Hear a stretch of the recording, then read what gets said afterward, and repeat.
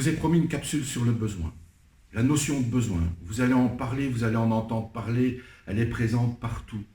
Et là, j'ai quelque chose à dire. J'ai quelque chose à vous dire. Voyez le besoin comme un iceberg. Donc le besoin, c'est un iceberg. Et comme l'iceberg, nous avons une partie de cet iceberg qui est visible, et nous avons une grande partie de cet iceberg qui est sous l'eau, qui est invisible. La petite partie de l'iceberg visible représente le produit, la solution. Donc, si votre client a besoin d'un smartphone, eh bien, on va lui proposer une panoplie de smartphones. Ça, c'est être braqué sur le besoin de solution. C'est-à-dire qu'on va aller dans le rayon des smartphones et on va lui montrer les différentes marques, les différents modèles, les différents types, ceux avec 2 objectifs photo, ceux avec un objectif photo, ceux avec 25 millions de pixels, ceux avec... Et donc, en plus, on va s'emberlificoter les pieds, on va se... Ok. Il y a plein de vendeurs, plein de vendeuses, plein de commerciaux, plein de gens qui s'imaginent que le besoin, c'est uniquement cette partie visible de l'iceberg. Et très peu s'intéressent à la partie immergée, qui est bien plus importante. Donc on dit toujours qu'il y a 1/10 de l'iceberg qui est visible et 9/10 qui est invisible. Vous imaginez comment c'est important de s'intéresser au reste. Le reste, c'est quoi? C'est quoi cette partie cachée? Cette partie cachée, elle représente ce que j'appelle les motivations. J'utilise aussi le terme mobile, j'utilise aussi le terme enjeu. C'est-à-dire que quand votre client va acquérir un smartphone et vous demande de l'aider à faire un choix, ce client porte avec lui, a en lui, un enjeu. Alors le plus comique dans tout ça, c'est que parfois il est même inconscient de cet enjeu. Mais moi le vendeur, je vais tenter de deviner, de définir plus ou moins quel est cet enjeu. Et je vais me concentrer plutôt sur l'enjeu que sur le produit. C'est-à-dire que, avant de me lever, de l'emmener avec moi, faire le tour de tous les smartphones, au rayon des smartphones et lui expliquer les pixels et les objectifs, etc., je vais plutôt lui demander, qu'est-ce que vous faites comme métier? À quoi va servir ce smartphone? Comment comptez-vous l'utiliser? Qu'est-ce qui doit être important pour vous par rapport à ce smartphone? Et en lui posant ces questions-là, il va évidemment me donner des réponses, il va m'expliquer toute une série de choses, et moi je vais retirer de tous ces éléments, de toutes ces informations, 6 éléments précis. C'est-à-dire je vais filtrer cette information, et le filtre, la grille qui me permet de filtrer, s'appelle la typologie SONCA. Il existe d'autres types de typologies, mais moi j'utilise la typologie SONCA, et je vais vous parler de celle-là. La typologie SONCA veut dire que nous allons définir arbitrairement qu'il y aurait grosso modo 6 grandes catégories de motivation possibles. Et lorsque notre client nous envoie ces informations, nous essayons de comprendre quelle est la motivation qui est la plus présente ici et maintenant, la plus représentative.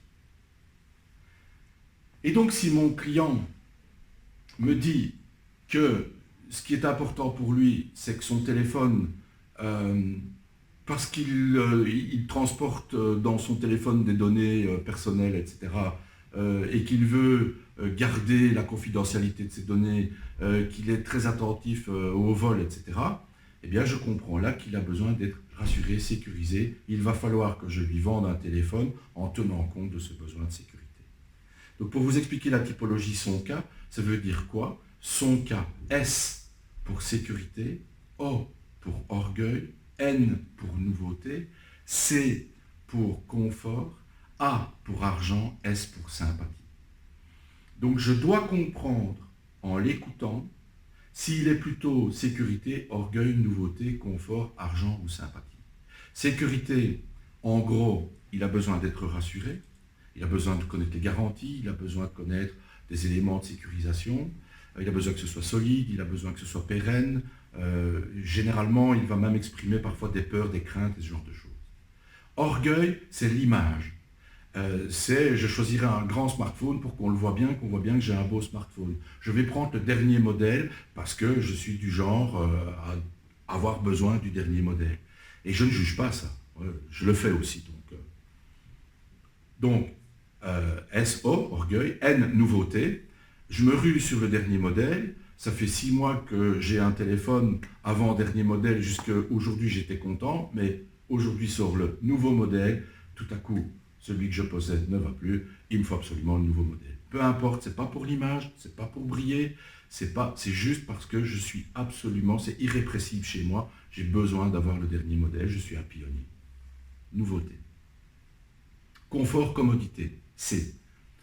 Confort, commodité veut dire que moi, je suis plutôt motivé par tout ce qui est pratique, tout ce qui me permet de me faciliter la vie, tout ce qui me permet de m'organiser clairement. Donc, en gros, si vous me proposez un téléphone avec plein de gadgets, il se pourrait que ça me fasse peur. Pourquoi? Parce que je préférais quelque chose de simple, efficace, facile à apprendre, facile à manipuler. Et donc là, pour moi, ce qui est important, ma motivation, c'est confort. L'argent. Alors l'argent, ça nous obsède. Il y a beaucoup d'entrepreneurs qui sont obsédés par le prix.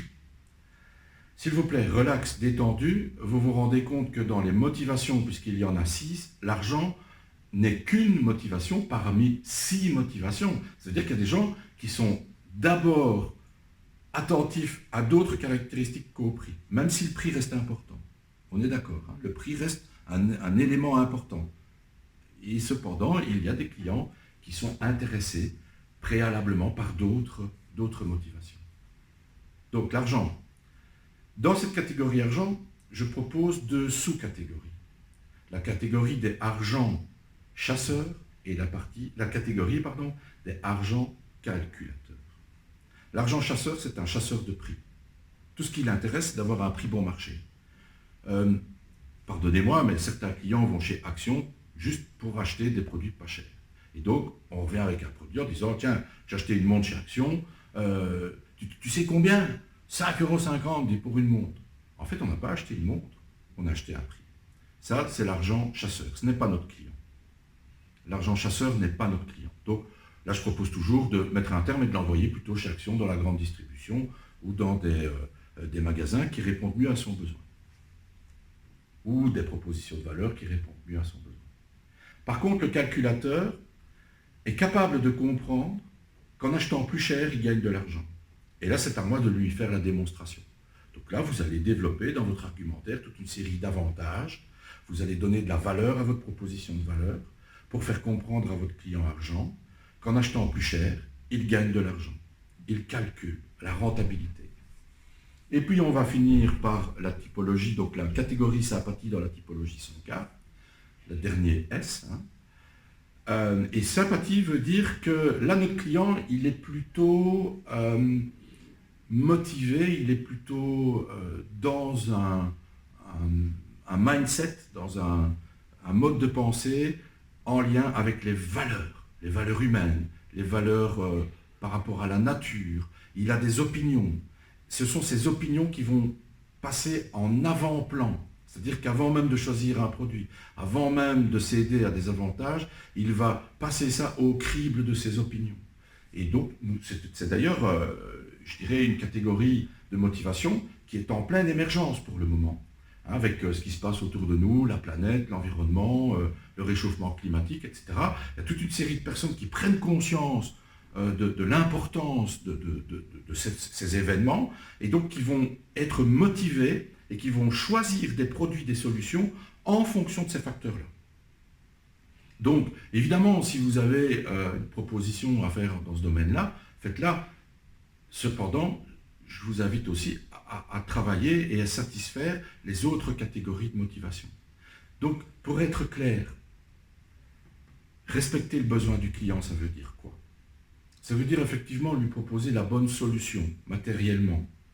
Et s'apprêter évidemment à lui expliquer en quoi matériellement ma solution répond à ses attentes.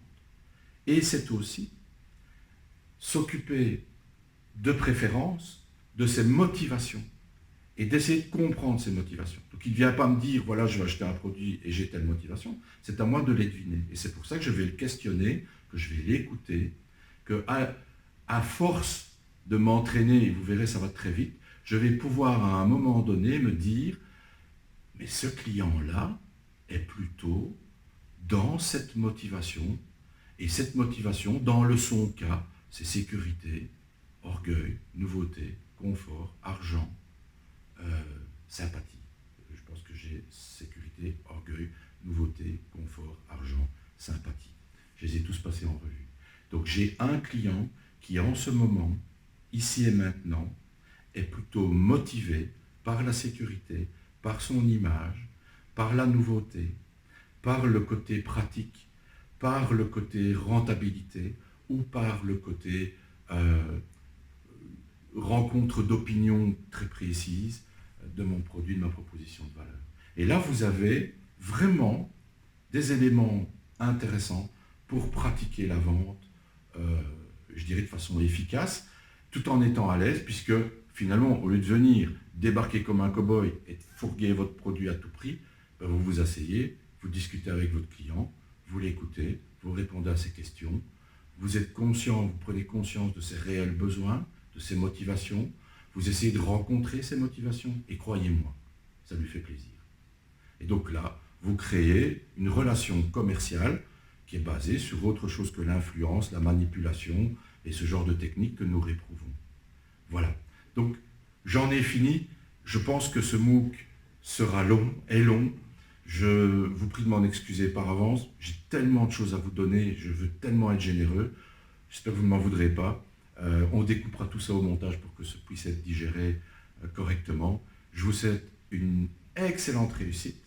Appliquez un maximum de ces conseils, vous allez voir, ça marche. Au revoir.